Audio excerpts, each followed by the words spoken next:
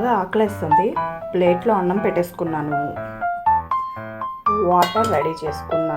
అన్నం తినేటప్పుడు వాటర్ కంపల్సరీగా పక్కనే ఉండాలి. ఇంకా నెక్స్ట్ కర్రీస్ ఏం చేసానో చూడాలి కదా. నాకైతే తెలుసు, మరి మీకు తెలియదు కదా. ఏం చేసానో చూపిస్తాను. ఈ బాక్స్ ఓపెన్ చేయాలి. పల్లీల పచ్చడి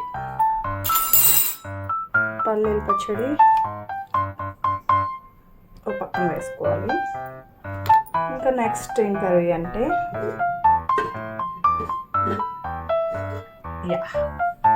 ఎగ్ పులుసు. మేము మొత్తం 4 మెంబర్స్ కాబట్టి 4 eggs. ఎగ్ వేసుకోవాలి. నాకు ఎగ్ అంటే బాగా ఇష్టం. ఎగ్ మునక్కాయ పులుసు.